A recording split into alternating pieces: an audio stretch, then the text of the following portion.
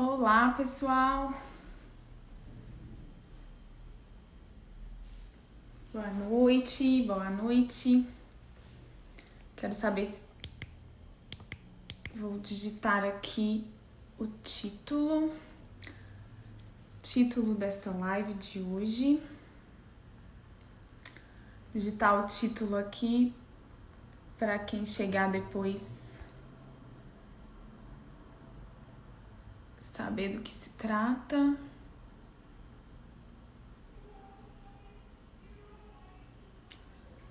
Então, hoje nós vamos fazer essa live para falar sobre autoria de artigos. Vou deixar o pessoal ir entrando aí. Boa noite para quem está chegando.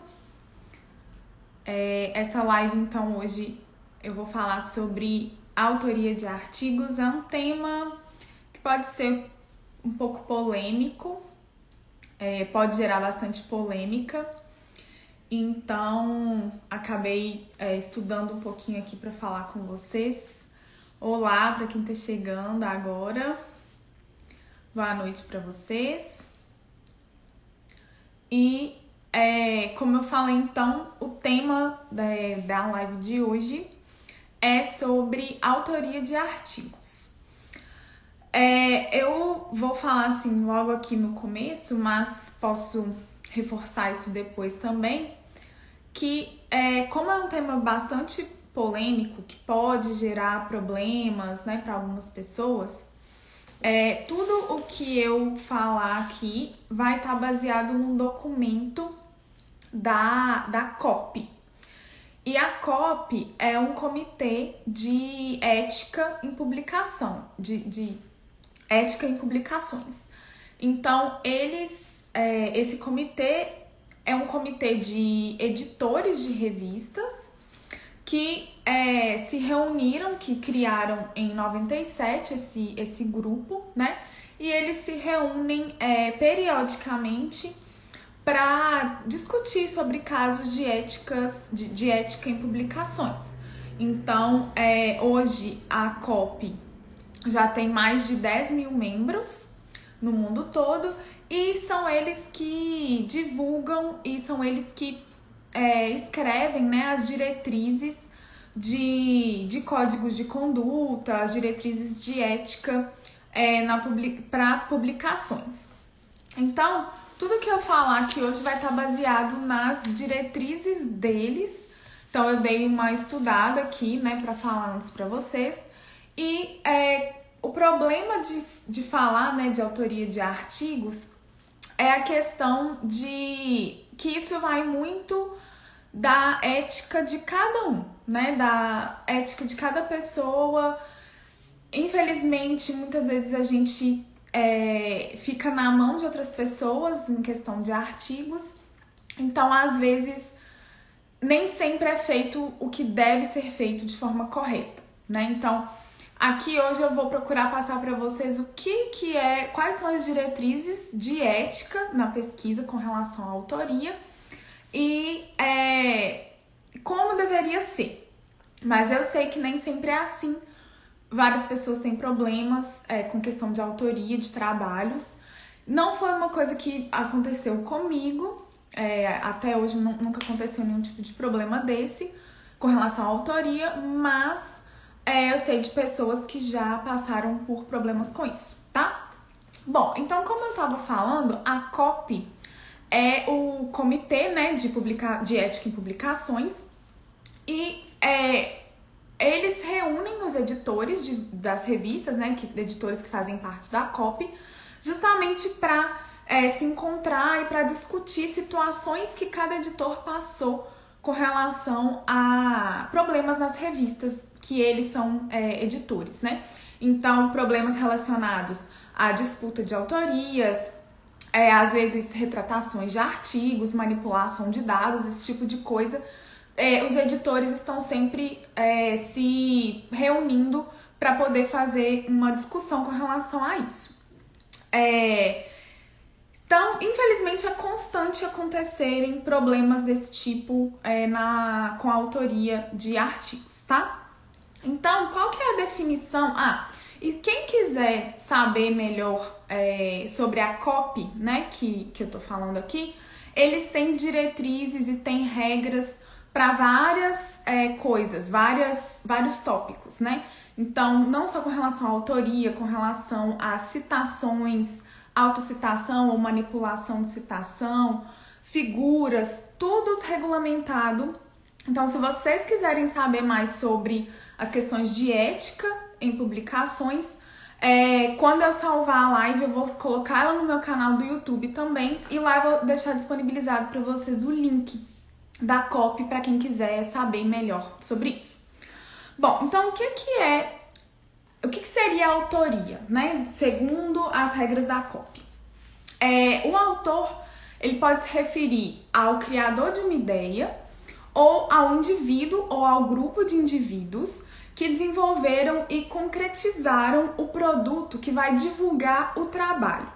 Então, por exemplo, quando você tem um artigo científico, né, você está divulgando o seu trabalho por meio do artigo. Então, ali você tem o grupo de pessoas que concretizaram o trabalho, que transformaram ele num artigo, seriam então considerados os autores daquele artigo, tá? E por que é tão importante a gente definir quem são os autores, quem merece ser considerado um autor e quem não merece? Porque, principalmente no mundo acadêmico, a autoria de artigos vai conceder para as pessoas privilégios, né, responsabilidades, porque você tem que ser responsável por aquilo que está com o seu nome, né, aquele artigo que tem o seu nome, você tem uma responsabilidade com relação àquilo, e também com relação aos direitos legais. Então, no mundo acadêmico, a gente sabe que hoje o parâmetro para você para você ser considerado um bom pesquisador, né, infelizmente a quantidade de artigos. Então, quanto mais artigos, mais publicações você tem, provavelmente você vai você vai ter mais fama, né, e você vai conseguir progredir melhor na sua carreira. E se você ainda está na pós-graduação, você tendo artigos, você também aumenta suas chances de passar num concurso público, se esse for o seu desejo de seguir a carreira acadêmica. Você precisa de publicar artigos com seu nome para você defender o doutorado. Então, no mundo acadêmico, o seu nome em artigos, né, você ser autor, te dá as recompensas, né, que você precisa para progredir ali no mundo acadêmico. Então, não somente os professores, mas também alunos, para concursos, para defesas, etc. E aí, cada disciplina vai ter as suas diretrizes e as suas normas de autoria. E cada revista também vai ter algumas diretrizes diferentes, dependendo da área de pesquisa que você está fazendo, tá? Os autores, eles têm para eles a responsabilidade de seguir as diretrizes específicas da revista. Mas é dever dos editores deixar essas diretrizes claras, explicitar quais são as diretrizes da questão de autoria da revista. Os autores, então, eles devem garantir que, pelo menos, para eles serem considerados autores, de que pelo menos eles participaram da criação do trabalho, conforme está apresentado na forma de artigo, né, que é o tema da nossa conversa hoje, e que eles não violaram nenhum direito legal, que não foi feita nenhuma manipulação de dados ou manipulação de imagens, por exemplo, ao longo do processo de se produzir aquele artigo, tá? No caso dos artigos científicos, o número de autores geralmente não se tem um número máximo.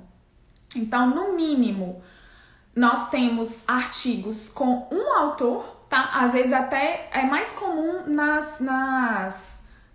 área de humanas, ciências sociais, nas artes também, você tem um produto que tenha somente um autor, mas tem alguns casos na química mesmo que a gente tem trabalhos de um único autor.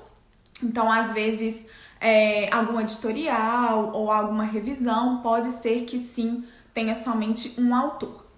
E nós temos hoje um caso que até onde eu tenha conhecimento, né, o que eu tava dando uma olhada aí na internet, é o caso que tem mais autores, um artigo. No Physical Review Letters, tem um artigo que tem 5.154 autores. É o recorde de número de autores que nós temos atualmente nos artigos científicos. Então, assim, é um caso extremo, né? Ter mais de 5.000 autores.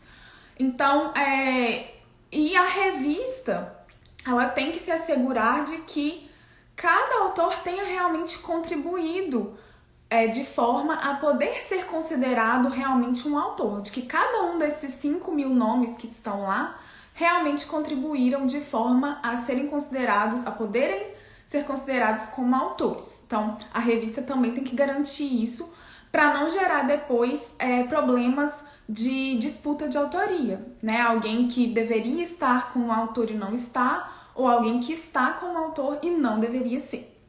Então, quais são os requisitos mínimos para uma pessoa ser considerada autor ou autora de um artigo, tá? Os requisitos mínimos são que você tenha feito uma contribuição substancial ao trabalho e que você se responsabilize pelo trabalho que foi feito e pela apresentação que foi feita na forma de publicação. Então, caso aquele trabalho que você está como autor tem algum problema no futuro, alguém vem algum problema, essa imagem está manipulada, então o artigo vai ter que ser retratado ou retirado do ar, você, ao ser considerado um autor, né, ao ser um autor daquele artigo, você também está assumindo a responsabilidade com relação àquilo. Então, quais são as regras que eles colocam assim, né, o pessoal da ética na publicação? Eles têm 4 regras principais que você tem que seguir para você poder ser considerado um autor de um artigo científico, tá? Essas regras são as regras que estão sendo seguidas atualmente pela COPE, que é o Comitê de Ética em Publicações, mas esses parâmetros, eles vêm originalmente do Comitê Internacional de Editores de Jornais Médicos, e aí a COPE usa esses parâmetros para eles também.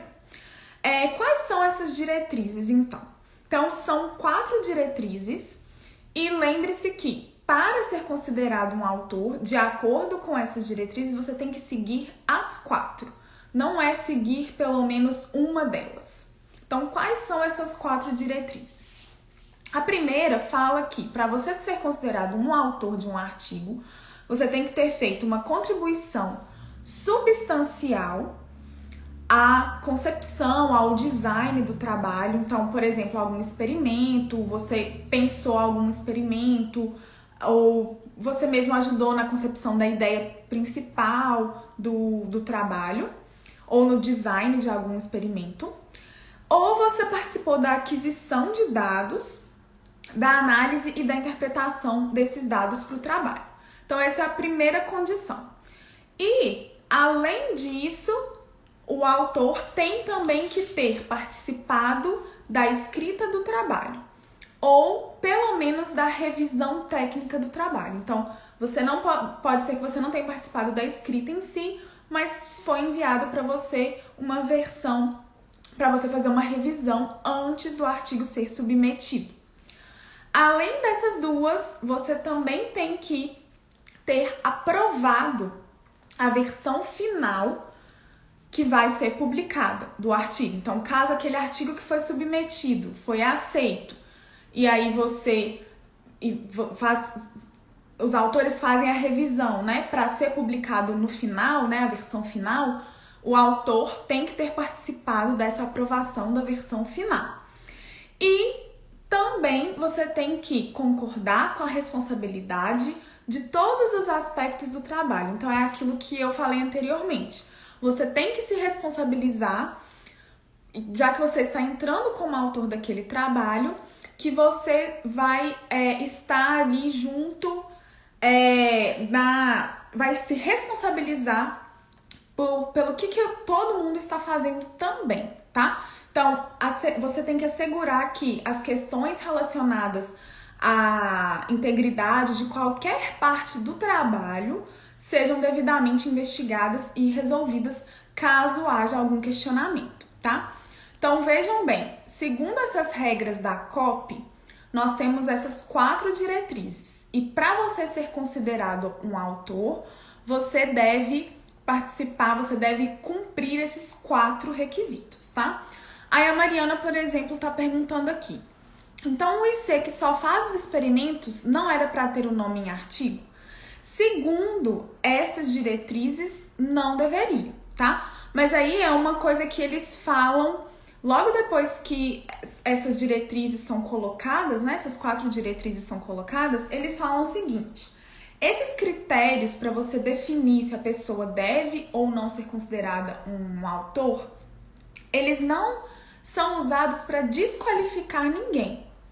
Então, você não deve negar a uma pessoa, por exemplo, a um aluno de IC que fez os experimentos, ele não deve ter negado a ele o direito de participar da escrita do trabalho, ou nem que seja fazer uma leitura ali para ele saber no que o nome dele está envolvido, né? E aprovar a versão final a ser publicada e concordar com a responsabilidade de todos os aspectos do trabalho e assegurar que a parte que ele fez também está correta, está seguindo as normas, ele está fazendo como deveria ser feito, tá? Então vamos lá.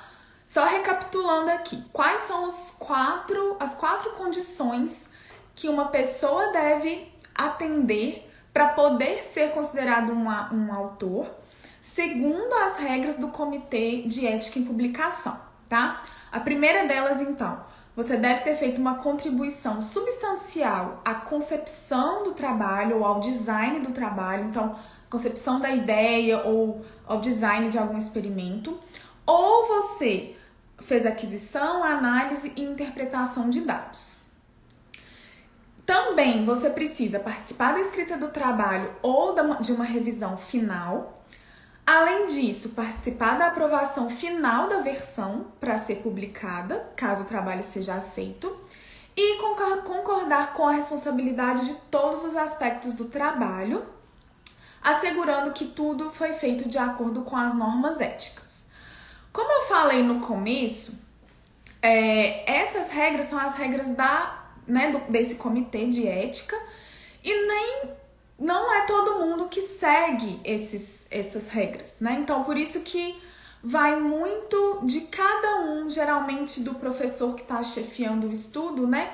Vai muito do que ele ou do que ela acha quem deveria ser considerado autor na opinião do pesquisador ali principal do trabalho, né? Mas, segundo as regras de ética, seria dessa forma que a gente tem que considerar. Além disso, então, além de você ser, como autor, né, você ser responsável pela parte que você fez, então, se você, vamos supor, coletou dados para uma análise e você interpretou os dados, escreveu a sua parte lá do artigo, então você sabe o que você fez e você tem a responsabilidade sobre a sua parte. Mas, além disso, você também deve ser capaz de identificar o que é que cada coautor fez. Então, todo mundo que está com o nome do trabalho, você deve saber qual foi a contribuição de cada um e você deve confiar na integridade das contribuições de cada um desses coautores. Então, quando você tem um grupo muito grande, né, de autores, um número muito grande de autores no trabalho, vai ficando difícil das pessoas terem controle com relação a isso. Então, às vezes nós temos artigos que tem, 4 universidades trabalhando juntas. Então, temos 4 grupos de pesquisa em universidades diferentes, às vezes em países diferentes, e você nunca ouviu falar quem é aquela pessoa que está ali, você não conhece quem é aquela pessoa que está ali. Então, por isso que a gente tem que ter essa responsabilidade de, além de saber qual é a sua parte, né, saber o que o outro fez, pelo menos. E se o seu professor ou a sua professora, orientadora ou orientadora confiam naquela pessoa, né, naquele grupo de pesquisa, então já é um bom sinal de que você também pode depositar sua confiança naquele grupo, tá? Então, gente, uma coisa que infelizmente acontece, eu já vi acontecendo, infelizmente acontece muito, é que sempre tem aquele professor ou aquele pesquisador que ele é a única pessoa do departamento que tem aquele equipamento e você precisa muito usar aquele equipamento para fazer as suas análises. Você pede para ele, para você usar, o seu professor entra em contato, enfim. E essa pessoa fala, ok, você pode usar o meu equipamento, mas o meu nome tem que estar no artigo. Esta pessoa não deveria, em hipótese alguma, ser considerada autora ou autor do artigo, só porque você usou o equipamento dela. Se você usou o equipamento dela, mas ela te ajudou na interpretação dos dados, te ajudou a escrever e revisou a parte, né, relacionada àquela análise, se ela fez uma contribuição substancial ao seu trabalho, aí sim ela pode ser considerada autora. Mas se ela somente te emprestou o equipamento para fazer algumas análises, essa pessoa, falando, né, nas regras, a regra clara é que ela não deve ser considerada autora. Ela deve estar nos agradecimentos, tá? Ela não deve ser considerada autora. Todas as pessoas que são designadas como autores têm que atender a esses requisitos de ética, né? Então, se alguma pessoa fez alguma parte ali do trabalho, mas ela não se enquadra nessas quatro condições, em todas as 4 condições, essa pessoa não deveria estar constando ali como autora do artigo. Ela deve estar na parte dos agradecimentos do artigo. A Mariana também perguntando, onde nós podemos denunciar esses casos? Bom, infelizmente acontece, né, esses casos. Então, assim, essa questão da denúncia, eu até vou falar um pouquinho mais pra frente.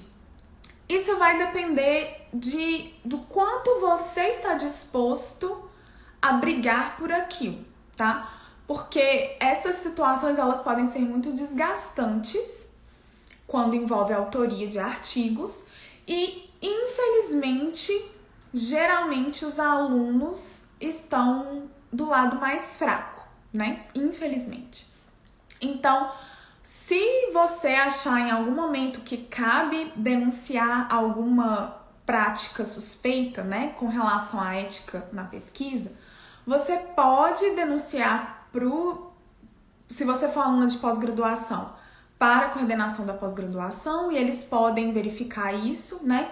Se você quiser ir em instâncias maiores, você pode ir até na reitoria da universidade, né? Porque geralmente as universidades têm os seus comitês de ética em publicação. Mas assim, é o que eu falo mais uma vez, avaliar se o desgaste vale a pena. Infelizmente, nós, enquanto alunos, geralmente somos o lado mais fraco, tá? E assim, também acontece muito de ter acordos, né, entre as pessoas. Você usa o meu equipamento, coloca sempre o meu nome, mas vice-versa também acontece. Então, assim, são situações difíceis, que não deveriam acontecer, mas infelizmente acontecem. Então, por isso que eu falei no começo, né? Aqui eu tô falando das regras do Comitê Internacional de Ética em Publicações, mas vai muito da ética de cada um, né? Do caráter de cada um e do ego também, que infelizmente esse mundo acadêmico é uma briga de egos, né? Então, assim, como eu falei, a pessoa que, por exemplo, fez uma análise, não deve ser negada a ela o direito de participar das outras partes do trabalho, né?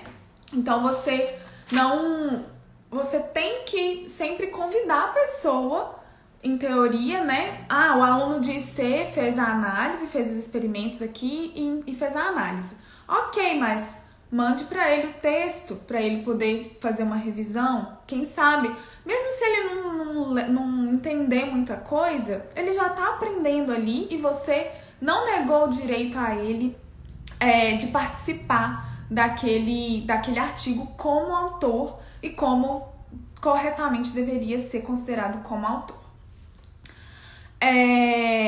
Ingrid perguntou aqui, geralmente entre os pesquisadores, como é visto o profissional que coloca um nome de aluno de iniciação científica? Existe algum preconceito? Olha, Ingrid, eu acho que não. Até porque quando a gente tem os nomes, né, dos autores num artigo, a gente não identifica na revista quem é, o que cada um é, se é aluno de iniciação científica. Você coloca na hora de submeter, tá? Mas não fica aparecendo lá na hora que é publicado. Se é aluno de graduação, se é mestrando, doutorando, pós-doc, se já é pesquisador. Não aparece igual num resumo de congresso, por exemplo, que a gente coloca, né, as siglas ali para identificar cada grau de cada pessoa. Mas nos artigos não. Então, assim, no meio aí acadêmico não faz muita diferença, não, na minha opinião, você colocar ou não o nome de você colocar, né, no caso, o nome de um aluno de IC no trabalho, tá? E pelo contrário, assim, é muito você reconhecer o trabalho daquele aluno, né? Que ele fez, porque o aluno de IC muitas vezes faz muitos experimentos, né? Ajuda muito na questão do artigo. E aí, se você der o direito a ele de participar da escrita, participar da revisão, vai acrescentar muito para aquele aluno, né? Então, eu sempre voto por colocar, sim, o nome e colocar e deixar que essa pessoa, fazer com que essa pessoa participe da escrita do artigo, né? Bom, com relação a essa questão de como, né, se você deve ser considerado ou não um autor, assim como na submissão do artigo, né, nos artigos, a gente não sabe quem é que fez cada coisa, né, quem é que é o IC, quem é que é o mestrando, etc. Não sabemos o que é cada pessoa ali, né, na autoria. As revistas também não tem como saber, e as pessoas que estão lendo os artigos também não tem como saber qual foi a contribuição de cada autor. O que cada um fez para merecer estar naquele artigo. E aí as revistas, então, elas têm pedido cada vez mais, na hora que é feita a submissão do artigo, elas pedem um documento para que os autores escrevam qual foi a contribuição de cada autor naquele artigo. Então, juntamente com a submissão, você deve colocar o nome de cada autor e escrever o que cada autor fez, tá? Então, o que é mais usado hoje é uma diretriz que a sigla é CREDIT, que vem de Contributor Roles Taxonomy, e eles disponibilizam 14 papéis que podem ser usados para indicar o que cada pessoa fez naquele artigo. Então, tem desde análise, investigação, supervisão do trabalho, se ajudou na escrita na fase inicial, se ajudou na escrita na fase de revisão. Então, cada vez mais as revistas têm pedido isso para deixar claro qual que é a contribuição de cada autor para aquele artigo e para depois evitar justamente confusões com relação à disputa de autorias, né? Pessoas que alegam que fulano não deveria estar como autor daquele artigo, ou pessoas que alegam que elas deveriam também ser autoras. Então, isso ajuda também a própria revista a se resguardar de futuros problemas, né? Só voltando aqui nos comentários, a Mariana falou que é IC e a doutoranda e o orientador fizeram questão que participasse de tudo. Eu acho isso muito, muito bom, porque motiva, né, os alunos de IC. A Wanda falando que os alunos são sempre primeiros autores. É isso mesmo, Ingrid. É muito motivador, né? Você, como IC, já participar de um artigo, sendo o primeiro autor ou não, né? Mas ter o seu nome ali, além de fazer diferença depois, se você for tentar um mestrado, né? Ou doutorado, faz diferença, te motiva muito a continuar no mundo acadêmico, se você realmente gosta, né?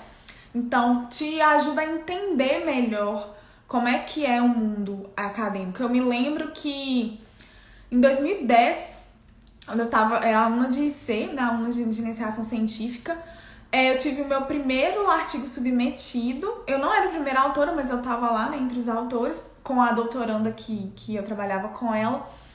E eu me lembro muito bem de sentar com ela assim e ver como que era o processo de submissão.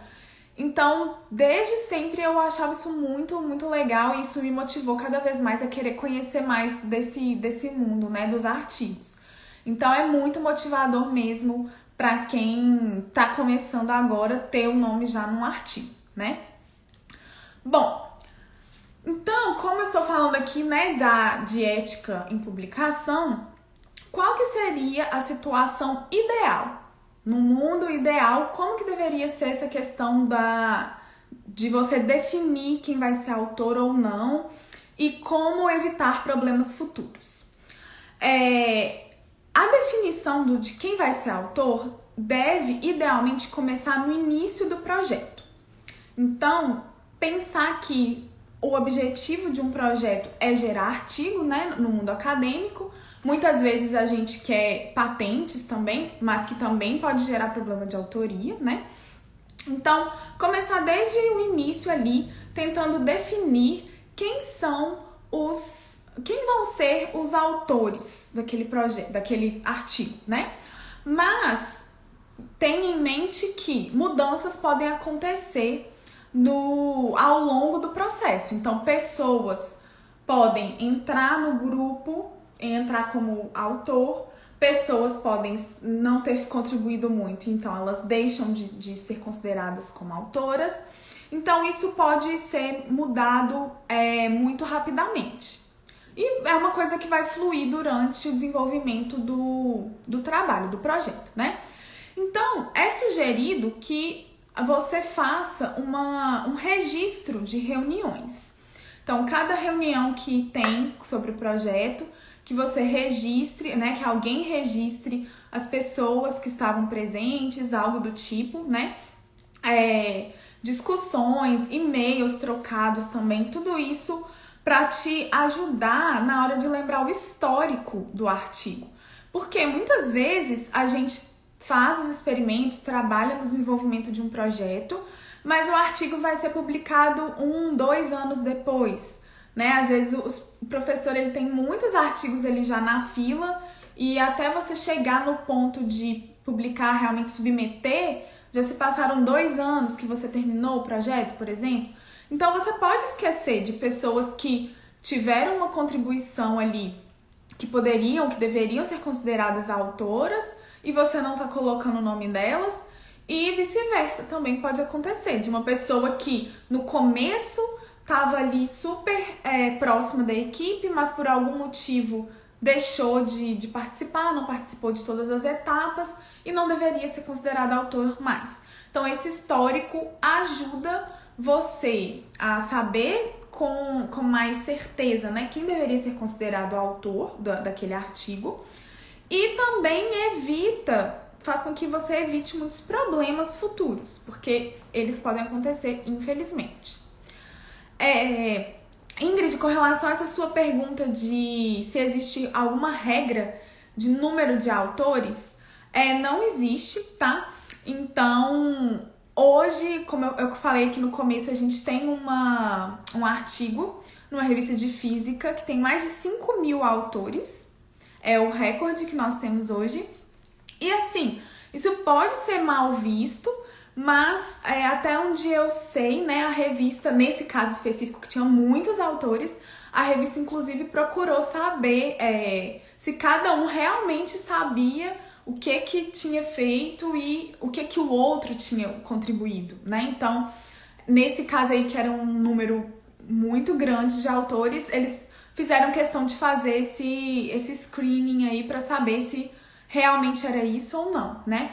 Mas ter muitos autores, desde que você deixe explícito qual foi a contribuição de cada um, né, na hora de submeter, eu não vejo como um problema para a revista. Então, por isso que eles pedem cada vez mais, né, que na hora de submeter o artigo, o autor correspondente coloque lá quais foram as contribuições de cada autor, por escrito, porque aí depois não tem como reclamar, né?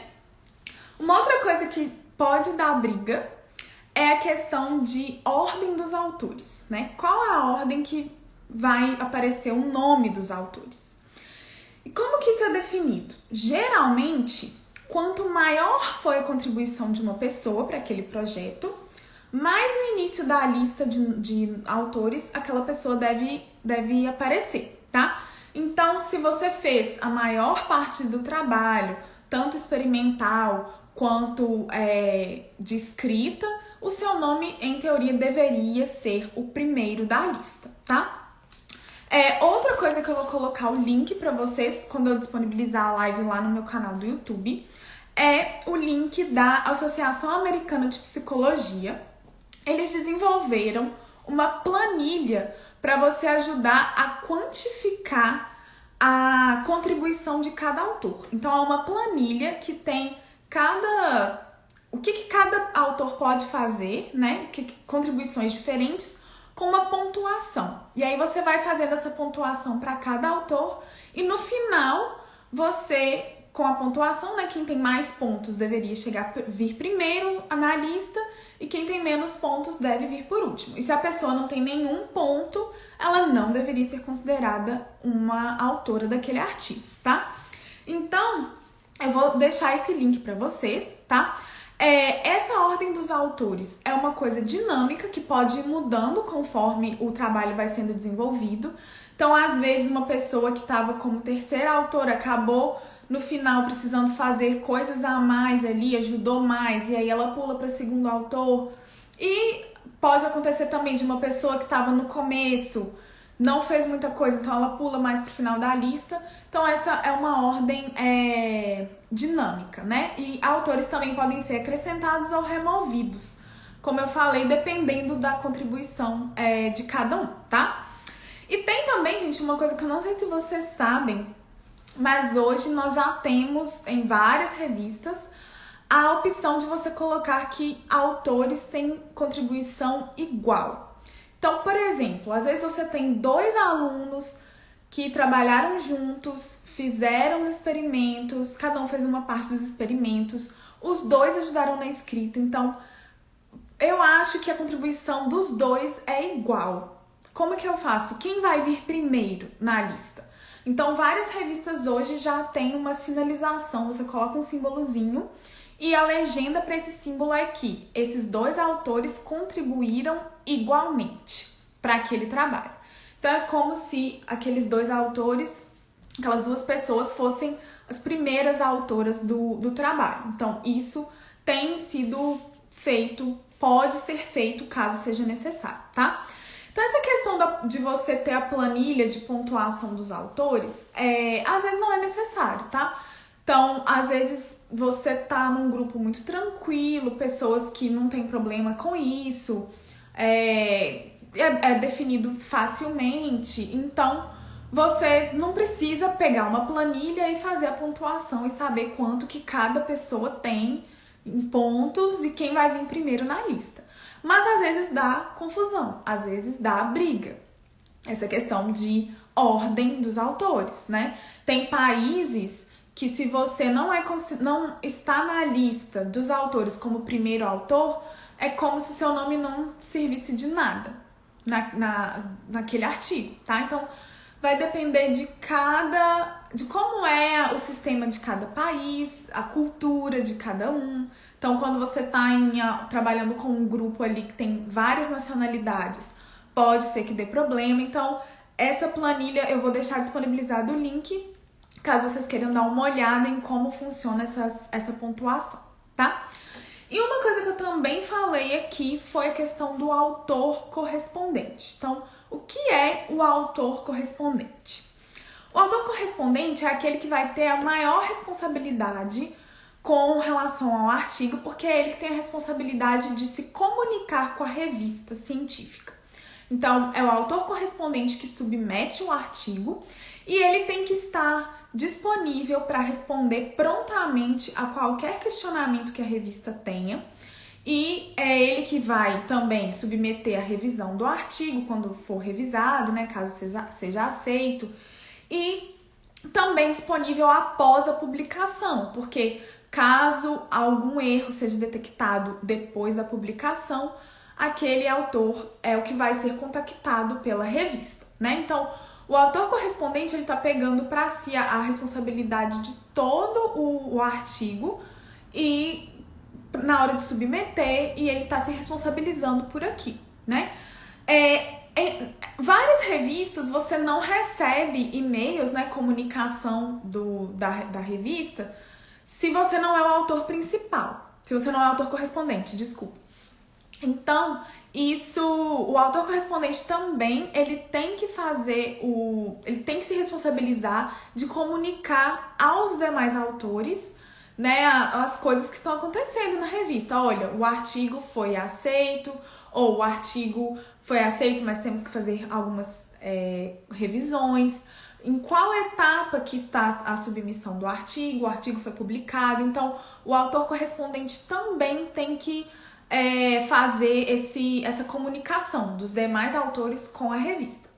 Geralmente, quem é o autor correspondente? É o pesquisador que está chefiando aquele estudo, tá? Se você tem 2 pesquisadores que acreditam que sejam, né, que ambas as contribuições foram iguais, podemos também ter 2 autores correspondentes ou 3 autores correspondentes, podemos ter.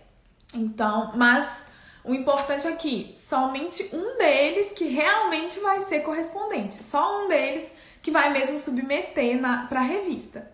Mas depois, na hora lá do artigo, vai ter o asterisco, né? Quando tem um asterisco no nome da pessoa, geralmente aquela pessoa que é a autora correspondente do trabalho. Então, geralmente é um pesquisador-chefe, um pesquisador que o aluno dele geralmente é o primeiro autor, aí esse pesquisador vai para o final.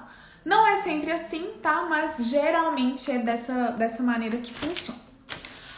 Bom, quando houverem desacordos, então, né? Às vezes, como eu falei, acontecem confusões, porque o mundo acadêmico é um mundo de egos, é um mundo que todo mundo quer publicar muito.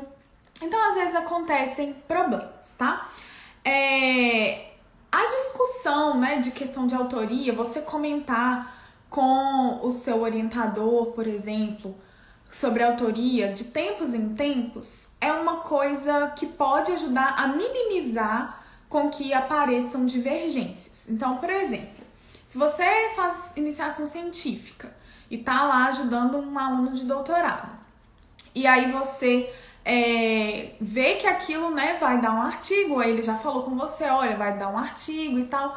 Então você comece a perguntar, mas aí como é que vai ser? Eu posso participar? Eu vou ser autora? Então já se coloque ali na posição mesmo de discutir, de perguntar sobre a autoria, porque aí vai minimizar possíveis desacordos depois. De você já tem casos, eu sei de casos, infelizmente, de pessoas que durante a iniciação científica fizeram várias coisas, fizeram vários experimentos e foi publicado o artigo com aquela pesquisa que ela fez, aqueles experimentos, mas não tem o nome da pessoa, não tem o nome dela, não tem nem nos agradecimentos. Então, infelizmente, isso acontece, mas se você se colocar ali na posição de que está preocupado, que quer participar, isso pode minimizar essas possíveis dores de cabeça depois, tá? Quando acontecem mal-entendidos, inicialmente a primeira coisa que deveria ser feita é uma discussão entre as pessoas envolvidas. Mas, como eu já falei, nem sempre é muito amigável, né? Essas relações, porque temos aí disputas de egos. Então, assim, todos os indivíduos que estiverem envolvidos no artigo devem estar presentes nessa discussão de forma aberta e profissional. Se isso não for possível, se alguma pessoa se recusar a participar, ou se realmente houve, né, essa reunião, mas não se chegou a nenhuma conclusão, daí você pode consultar outros colegas mais experientes ou algum outro professor que não esteja envolvido no projeto para trocar uma ideia sobre a situação, né? Se você for convidado para uma reunião desse tipo para discutir a autoria, esteja preparado e pense antes, né? Bom, para explicar quais foram as suas contribuições para aquele trabalho e por que você deveria ser considerado um autor ou por que você não deveria ser considerado um autor. Então, já tenha isso em mente, né? Procurar pessoas externas que não estão envolvidas ali no projeto pode ajudar, né? Uma opinião de pessoas mais experientes, tá? Mas se não for resolvido e se você achar que vale a pena, consultar mesmo as diretrizes da universidade e ver como proceder. Se é chegar na coordenação da pós-graduação, se é chegar numa pró-reitoria, e aí ver como é que cada universidade vai lidar com isso, né? Na minha opinião pessoal, eu sei que isso não é uma situação fácil, apesar de nunca ter acontecido um tipo de problema desse comigo. Nunca passei por isso, mas já presenciei, né? Então eu acho que a melhor alternativa é sempre tentar resolver de forma profissional, né? Mas nem sempre vai ser possível e dependendo de como estiver a situação, geralmente não vale a pena o desgaste, né? Você se desgastar por conta de uma questão dessa. Tem pessoas que acionam advogados, né? Mas eu recomendo sempre avaliar a real necessidade desse tipo de desgaste.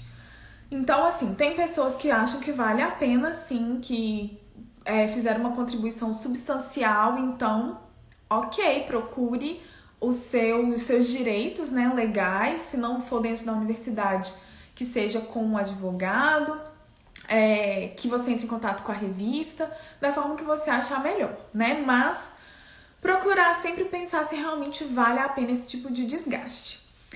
Tem casos, gente, assim, que a coisa chega num cúmulo de, por exemplo, eu estou fazendo mestrado num laboratório, mas eu quero fazer doutorado em outro lugar. E aí eu falo, por exemplo, pro meu orientador, olha, eu não vou fazer mestrado com você, eu quero fazer doutorado em outra universidade, etc, etc. E aí, por raiva, aquele orientador não coloca o nome desta pessoa no artigo que ela contribuiu. Então, tem casos desse tipo, infelizmente. Então, assim, é nessas horas que eu acho que a gente tem que pensar se vale a pena o desgaste ou não, né? E, como eu falei também, infelizmente, os alunos geralmente estão do lado mais fraco da história. Mas isso não impede ninguém de correr atrás, né? De brigar por aquilo que acha que é certo, que acha que é ético, né? A gente tem aí o respaldo da ética, né? Dessas diretrizes. Então, assim, é mesmo correr atrás disso e tentar evitar esse tipo de situação, né? Tentar se resguardar. Então, mostre interesse sempre em participar como autor do artigo. Não deixe que seja negado a você o direito de ler o texto, revisar o texto do artigo, mesmo que você não vai entender muita coisa, mas não deixe que isso seja negado a você para que você também tenha o direito de fazer uma contribuição substancial e assim poder ser considerado um autor ou uma autora do artigo, tá? Então, eu vou deixar essa live salva aqui no Instagram, no IGTV. E como eu falei já também, eu vou colocar no meu canal do YouTube. Falando nisso, se vocês ainda não se inscreveram, podem se inscrever lá no canal. Eu vou colocar no YouTube melhor, porque lá eu consigo colocar os links na legenda, né, do vídeo. estão na descrição do vídeo. Eu não consigo colocar link aqui no Instagram. Então eu vou deixar lá o link para quem quiser olhar as diretrizes da COP, né, que é o Comitê de Ética em Publicações. Vou deixar também o link do do Comitê Internacional de Editores de Jornais Médicos, que é onde tem aquelas 4 diretrizes sobre quem pode ser considerado um autor, né?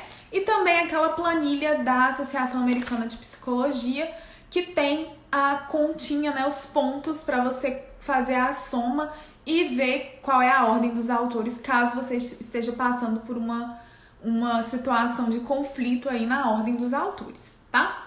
Então lá no YouTube eu vou deixar esses links. Muito obrigada a quem acompanhou aí a live, a quem participou e mandou perguntas, muito obrigada. Espero que tenha ficado claro para vocês. Essa questão é meio polêmica, né? Então, por isso eu estou me respaldando nas regras que nós temos de ética em publicação. Mas vamos sempre, né, evitar que desgastes e conflitos aconteçam na nossa vida acadêmica, né? A vida acadêmica já é tão cheia de coisas e estresses, então se a gente tiver um estresse a menos, é bem melhor, né? Então, muito obrigada a vocês que me acompanharam e eu vou deixar salvo aqui e salvo lá no YouTube para quem quiser conferir os links, tá certo? Um abraço, boa noite aí pra vocês e a gente se vê na próxima. Até mais, gente. Muito obrigada. Obrigada a todo mundo. Um beijo. Tchauzinho.